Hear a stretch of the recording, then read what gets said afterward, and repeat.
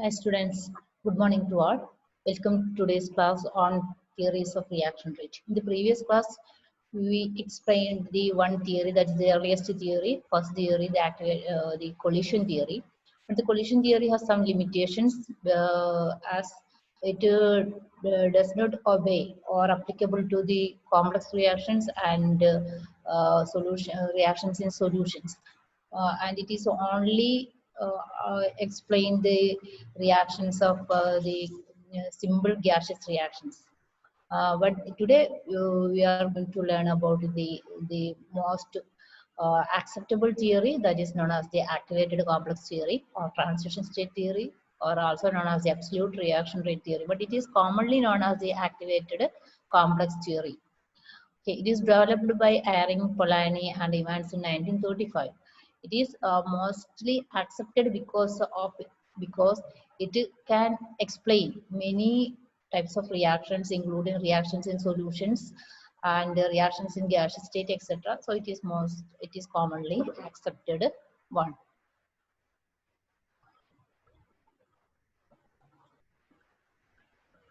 Then, according to the uh, activated complex theory, the reactants are first converted into a high energy molecular species, that is known as the activated complex. That is, before going to the product, the reactant molecules combine to form a high energy molecular species. This high energy molecular species is known as the activated complex. This activated complex is as it is high energy, so it is unstable and it is converted into product, or it may be come back to the reactant. It depends on the energy difference. So then the next is the activated complex is converted into product. Here, consider the reaction in which the two reactants A and B react together to give the product. In the first step, the A plus B, and B combine together to form an activated complex. This represents the activated complex. So it is a reversible reaction because there is a chance for or probability for converting the activated complex into the reactants itself before going to the product. So then, or it is the activated complex is converted into product. Okay, the on in this activated complex, it is a high energy species, and so the importance or the characteristic of activated complex is that one vibrational degrees of freedom changed to a translation degrees of freedom. That is, one of the vibrational degrees of freedom of the reactant is converted into a translation degree of freedom in the activated complex. This represents the energy profile diagram of the reaction. It is the x-axis. It represents the reaction coordinate. Reaction coordinate means it is indicate the progress of the reaction. That is what happens when the reactant is converted into product. But it is the course of the reaction. That is what happens to the bonds or bond length, where the bond is breaking, where the bond is formed. It is indicated by the reaction coordinate, and it is indicates the y-axis indicates the energy changes that occurred for the reactants during the reaction. Okay. So it represents the energy of the reactant, and it is the energy of the product. This is an exothermic process because the reactant has a high energy and the product has a minimum energy. So it is an exothermic process. Okay. So in this energy difference, this represents the highest peak of this curve indicates the energy of the activated complex. That is, this energy represents the energy of the activated complex. So the energy difference between the reactant and the activated complex is known as the activation energy. That is, the energy required to activate the reactant into activated complex is known as the activation energy. And then the energy difference between the reactant and the product is known as the energy of the reaction. That is the delta H of the reaction. Okay. Then thermodynamic formulation to derive the rate equation for the uh, reaction based on the activated complex theory. Then consider the above reaction, A plus B giving the first giving the activated complex, and then it is converted into product. Then K star indicates the equilibrium constant of the reaction for converting the reactants into the activated complex because it is an equilibrium reaction. And then K2 is the rate constant of the reaction, that is the rate constant of the rate of the reaction depends on the concentration of the activated complex. Okay, that is how much reactant is converted into activated complex or how much of the formed activated complex is converted into product. That is because there is a chance for converting this activated complex into the reactant. So it depends on the concentration of the activated complex. That is the rate of the reaction depends on the concentration of the activated complex. So that is as already mentioned, in the activated complex, one of the vibrational degrees of freedom is changed to the translational degree of freedom. That is the frequency of vibration. Vibration has some frequency. That is the frequency of vibration is a measure of the rate of the a measure of the rate constant. So the frequency of the vibration, that is how fast it vibrates, and then that much fast it is converted into a translated degree of freedom, that is it is converted into an activated complex. So this frequency vibration is equal to the rate constant K2 of the reaction. Then according to classical mechanics, the vibration energy is given by RT by Na, where R is be familiar, universal gas constant. Na is also familiar, that is the Avogadro number, and Kb is the Boltzmann constant. So vibration energy is equal to kBt according to the classical mechanics, but according to the quantum mechanics, the vibration energy is given by h nu. Then equating these two equations, h nu is equal to kBt, then nu, the vibrational frequency is equal to kBt by h. That is give the equation number 1. Okay.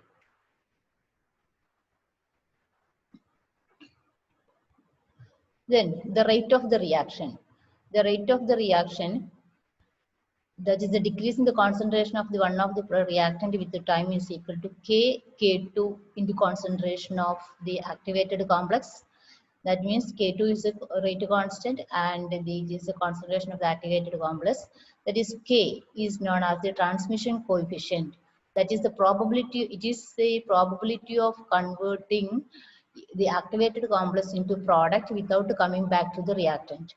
Is the probability of converting the AB star to the product without coming back to the reactant. That is indicated by the transmission coefficient. That is K2 into AB star. We know that K2 is a measure of the frequency of vibration. So K nu into AB star. We know the value, the equation for nu as the KBT by H. Then substitute the value of KB, that is first equation in this. So we can get KBT by H into concentration of AB star. So we know that it is the activated complex, it is high energy species. As it is formed, it is converted into either into product or into the reactant. So it is not easy to determine the concentration of the AB star. So we have to express the concentration of AB star in terms of the concentration of the reactants A and B. Okay, so it is known to us because we take the constant A and B with a certain concentration. So we have to express this concentration of this AB saturated complex into the concentration of, in terms of the concentration of the reactants A and B, and then assuming that, okay, then the equilibrium constant K star is equal to, from this first equation, K star is equal to AB star divided by A into B. Then the concentration of AB star is equal to K into concentration of A into B. You know the equilibrium constant, how to calculate the equilibrium constant. Equilibrium constant is the product, concentration of product divided by concentration of the reactant. Okay. So concentration of activated complex is equal to K star into AB. This gives the uh, equation 3. It is not here. So just not bothered about the type equation here. Okay. Substituting the equation 3 into and assuming K is equal to 1, that is this K is equal, that is probability, just the maximum probability of converting the activated complex into product without converting it back to the reactant, that is K is equal to 1. The maximum probability is equal to 1. That's saying K is equal to 1 and the rate is equal to K2 into AB star is equal to KBT by H Then substituting the value for AB star, K star A into B. Okay. Then K2 is equal to, then what is the value of K2? K2 is equal to, it is a constant. So all these are constant, K constant, temperature at a particular temperature. And then we know that here K2 is equal to KBT into K star divided by H. Okay, we know that.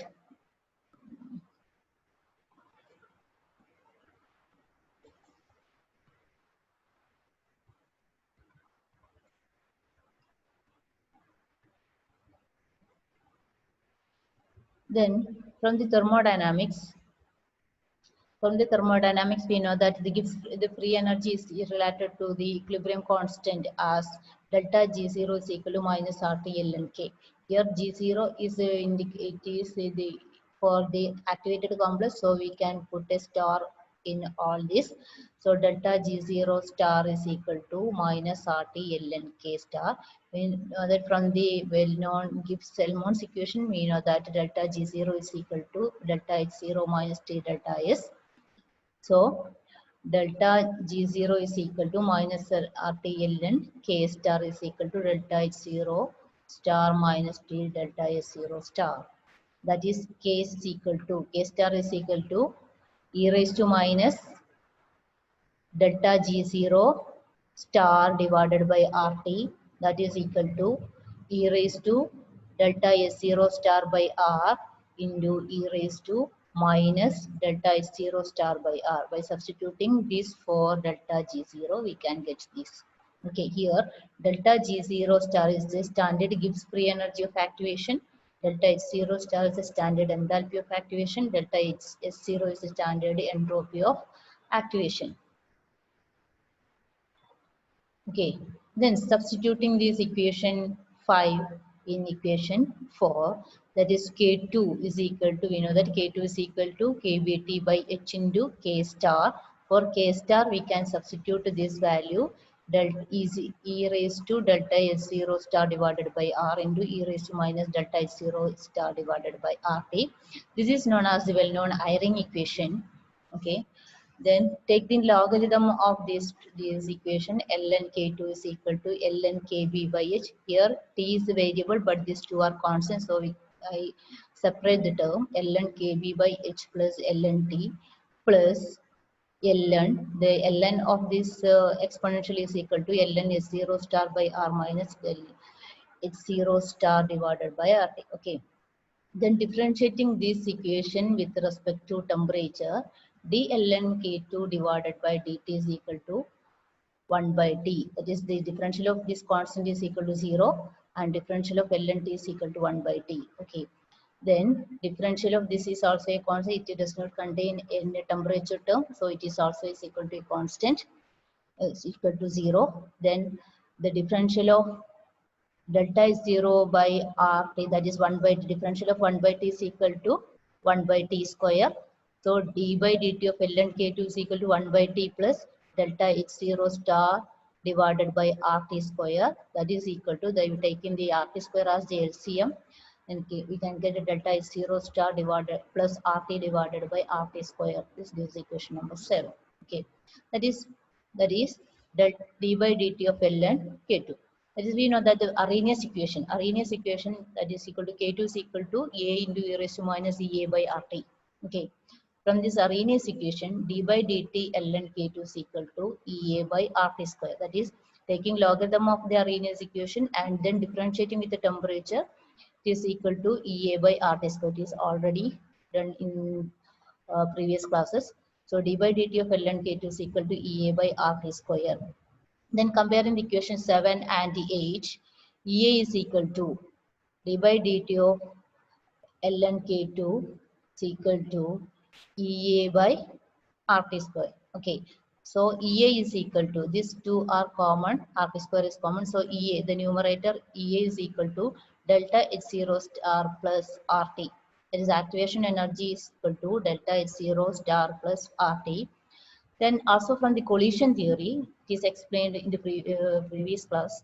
That is K2 is equal to PA2 e raised to minus EA by RT.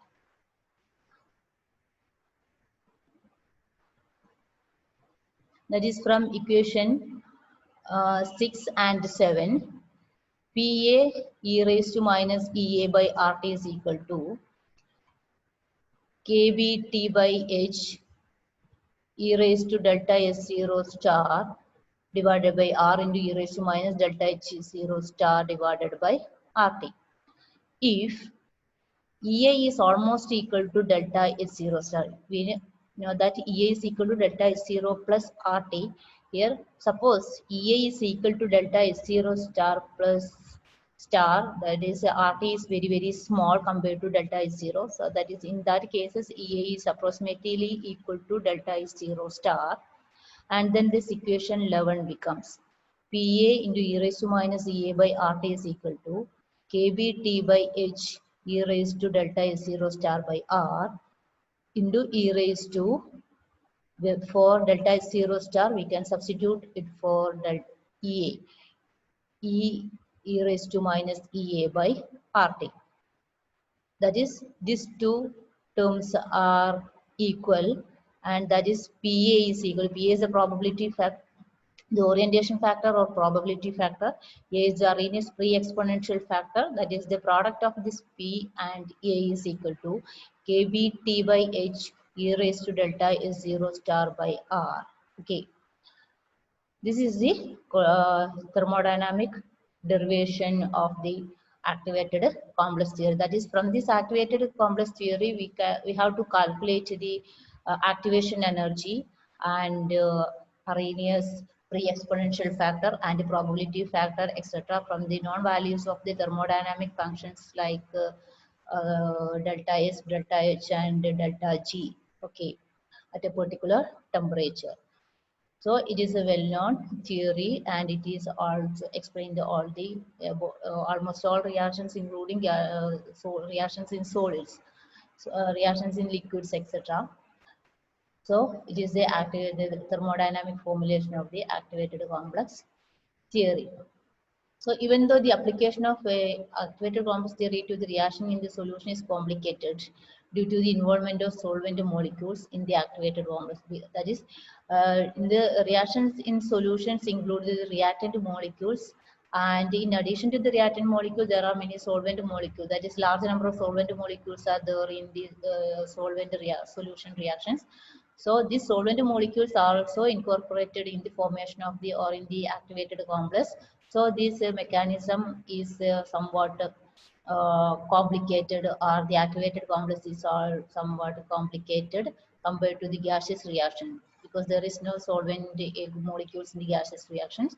So the activated complex formation is very difficult, and it is complex one, even though the iron equation called for the reactions in solutions too. But that is, this iron equation is applicable in the reactions of reactions in solutions too. So this is the peculiarity of the activated complex theory compared to the collision theory. Okay.